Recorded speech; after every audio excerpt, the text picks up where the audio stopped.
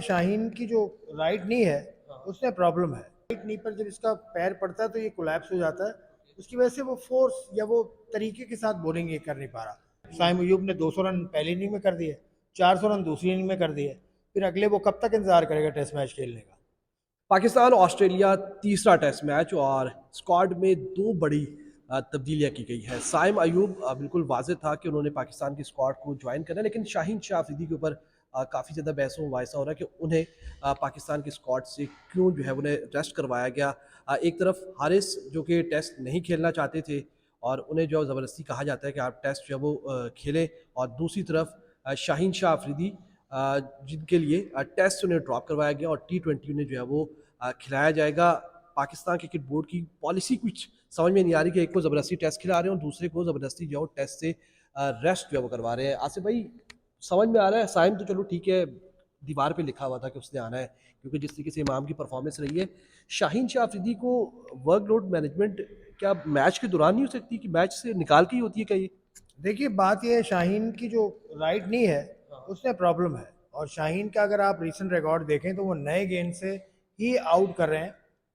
नए गेंद से वो हमेशा आउट करते आए हैं, लेकिन इस मरतबा नए गेंद से वो आउट नहीं कर रहे ज़्यादातर। तो पुराने गेंद से तो वो इनफेक्टिव हैं ही। शाहीन का राइट नी इज इंजर्ड।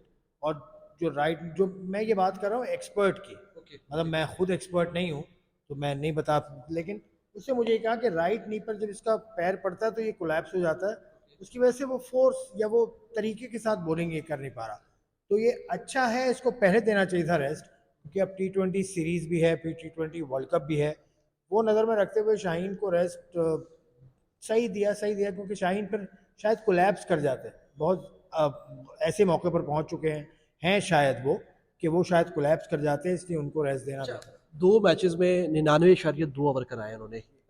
ना सिर्फ पाकिस्तान बल्कि ऑस्ट्रेलियावी बॉलर से भी ज़्यादा बॉलिंग उन्होंने करवाई है। और फिर जब से उनका मैं एक स्टैट देखा, जब से उनका डेब्यू हुआ है 750 800 ओवर, बल्कि 750 तो पिछले मैच से पहले थे, तो तकरीबन कोई 800 ओवर करा चुके हैं। दूसरे नंबर पे जो बॉलर है वो 350 पे दुनिया भर से, ठीक है, तो डबल का मतलब मार्जिन है। तो आप उसको मुसलसल खिलाए जा रहे हैं, मुसलसल खिलाए, ऐसा पॉसिबल नहीं हो सकता कि आप उसका जो अगर स्पेल आ रहा है 7 ओवर का 8 ओवर का, वो स्पेल कम हो जाता है, 3 ओवर 4 ओवर का करा लेते। या ज़रूरी है कि जो आप बात कर रहे हैं कि उसी को वो स्टिक कर रहे हैं कि यार हाँ ये उसके पाँव का इशू है या उसकी लेग का इशू है तो इसलिए इसको मुकम्मल रेस्ट दें। आपको लगता है कि अगर नेक्स्ट सीरीज में आएगा तो क्या ये मसला हमें देखने को नहीं मिलेगा? देखो एहसान, जो होगा वो तो होगा सामने, लेकिन मेरे नज़दीक एक बहुत अहम सवाल है। वो ये है कि उसको कप्तान क्यों बनाया फिर आपने।